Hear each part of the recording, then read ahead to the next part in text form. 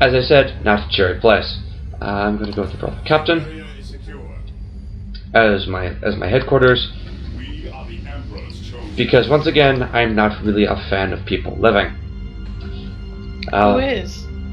Not in the 41st millennium. Nobody. This is incredibly terrible when you are a guardsman, who I will not be mentioning any further because they are not part of this fight.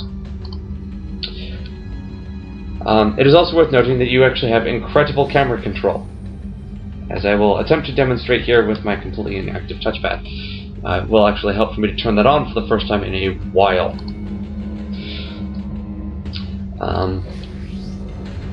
I'm also currently demonstrating some of the advanced controls by building multiple buildings in a row. Once again, I am sorry I have to do this so quickly, but I am working against a rush-heavy AI, and this is just a showcase, not a proper explanation. I hope that the audio is coming through okay. Oh, the AI in general. Your unit's AI is absolutely legendary. As you notice, I actually have two buttons here that control stances. This one controls ranged and melee. Ranged means that they will attempt to stand back and shoot. Melee means that they are going to charge in and leap in the front. Any unit engaged in hand-to-hand combat by another opponent will of course whip out its hand-to-hand weapons and begin swinging. However, there are occasions in which telling a less hand-to-hand capable unit to go into hand-to-hand is a good idea. My usual example is because you're fighting the Tau. One of the other stances is the second one, which actually dictates AI in general. Yeah? Yes. Blue is stand ground, which means that they will not actually chase after anybody. Yellow is hold ground, which means that they will chase for a short range, turn around and come back. And the AI is actually so good at doing that that is exactly what they will do. Attack stance means that they will simply blindly go after and go kill things. Ceasefire stance means that they will stand there and get shot. Burn stance means that they will attack buildings over all else, and that's the complete circuit. It's also worth noting that unlike most strategy games, when my units walk past each other, they are not actually just going to, walk past each other and ignore each other. They will instead actually shoot at their enemies. The people they're supposed to be shooting at.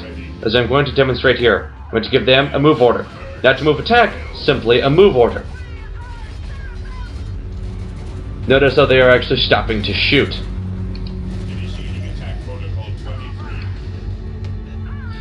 Alright.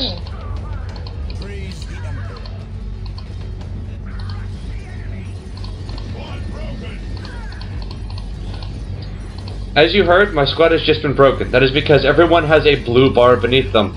That bar represents that unit's morale. Losing your morale is, well, generally a bad thing. As one might expect, it usually causes units to fight absolutely terribly and want to run away. Their movement speed is increased and their attack skills are decreased. Some weapons are really good at reducing morale, generally flamers, which is the Scissors of Battle's weapon of choice. Understand that I have this game set to standard, and they have shown up with a bigger force than I can possibly contain with.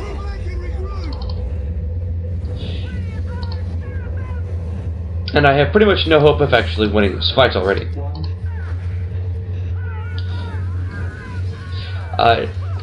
So I will, in true dead on the floor gaming style, be losing my tutorial. What is their style?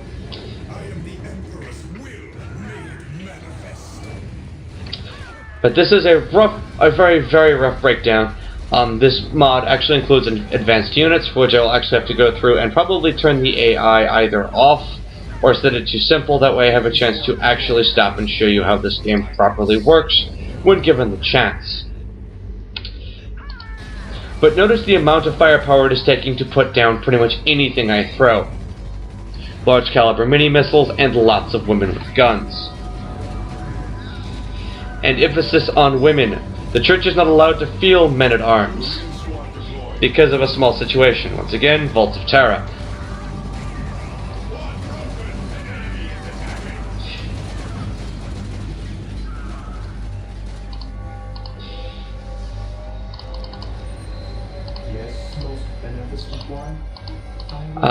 Though what I find thoroughly impressive more than anything is the amount of work that they spent just developing the feel.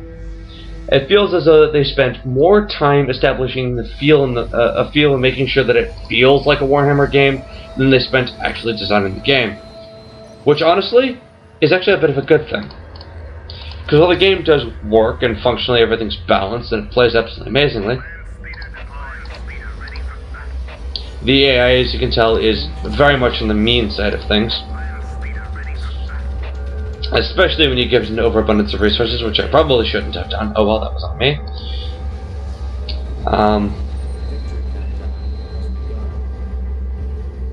Oh, so I actually do have Taken Hold On, which is the one that allows you to win simply by controlling more of the critical locations.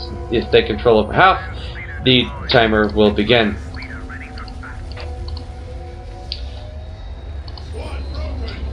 At this point, it's probably not even worth finishing the fight, but I am stubborn and I will continue. Why? Because the Emperor demands it. I do suppose I can actually extend this one because this particular fight is going to be so incredibly short, and ask if Comrade would like me to show off another faction, maybe in its entirety. Comrade? Go for it. Which one would you like to see?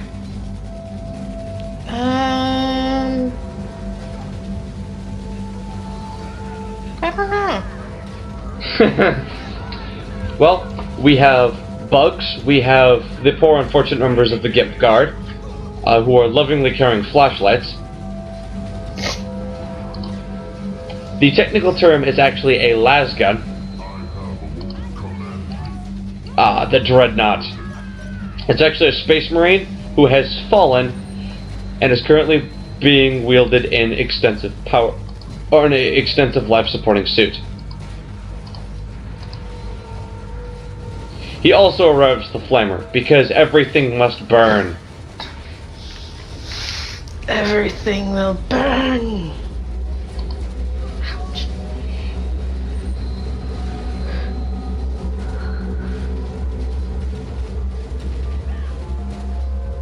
And that would be the game. I would not like to continue looking around. So.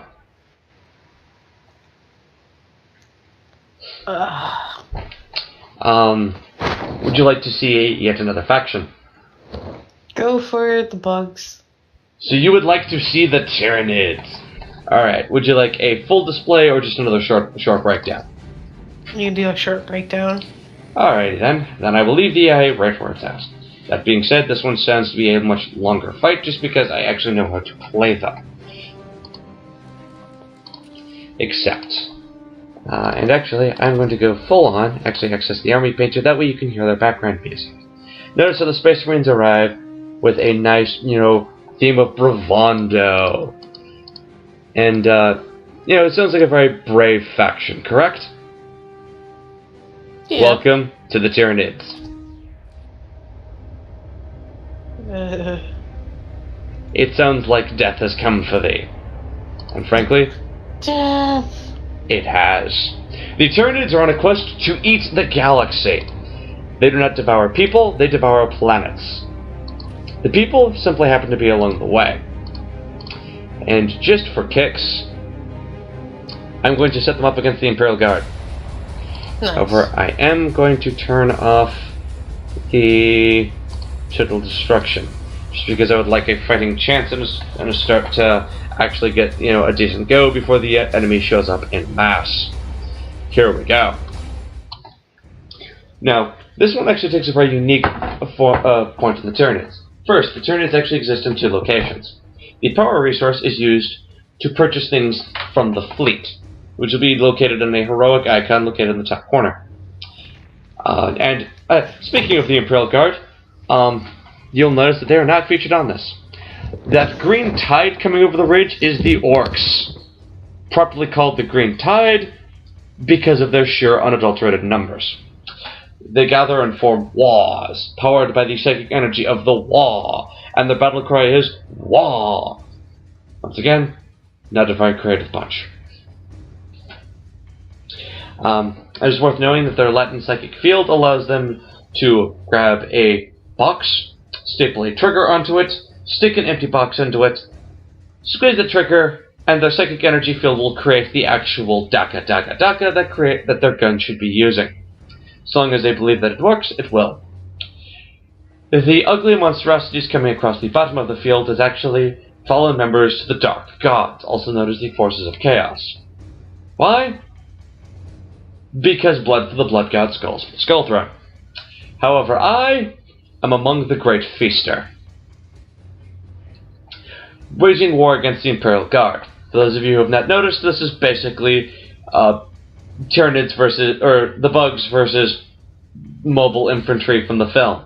So, there should be a bloodbath. While a lot of the forces do have special abilities, I tend to ignore them and instead go for throwing just as many bugs as I can at my opponent as humanly possible. Why? Because that's kind of what bugs do. Biometric means little when you're devouring your 1001st galaxy. Joan Rivers died, and I'm like, a lady made from plastic? Alright, comrade, here we go.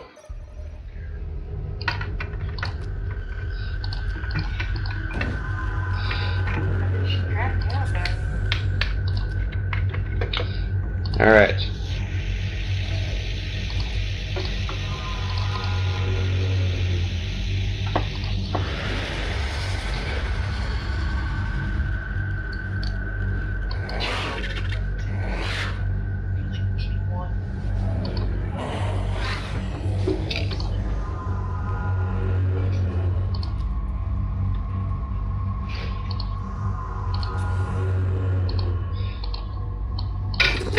It is also worth noting that everything I build in orbit is capable of coming in via what is known as deep strike, or in this case, falling in from orbit. Because go die just isn't loud enough. The early unit that I'm actually bringing onto the field are known as Gene Stealers. Their lore is quite extensive, and I'm simply going to go with they're called Gene Stealers. They are early scouts, and they have technically infiltrated onto the planet. Yay! They are what has allowed my forces to get here.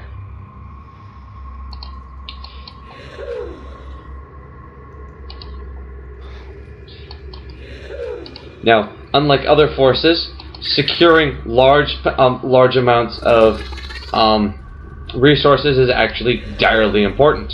It's also worth noting that, unlike all other factions in the game, their defensive points, which are these things that I'm building on top of my captured strategic locations, do not actually shoot at things.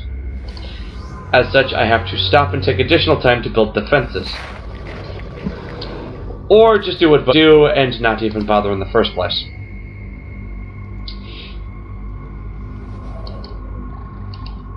Hormagaunts are probably the cheapest, in more ways than one, melee unit in the game. And then so it starts off in an 11-man mob. Because once again, go die just isn't loud enough.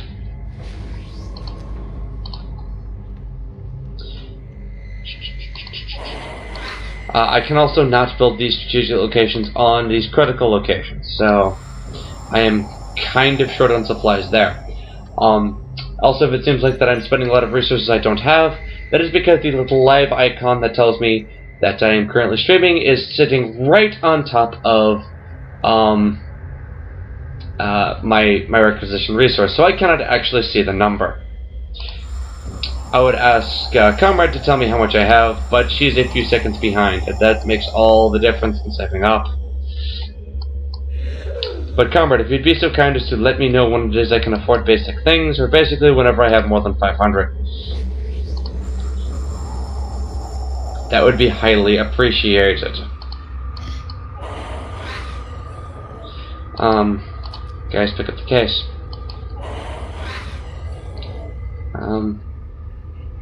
They had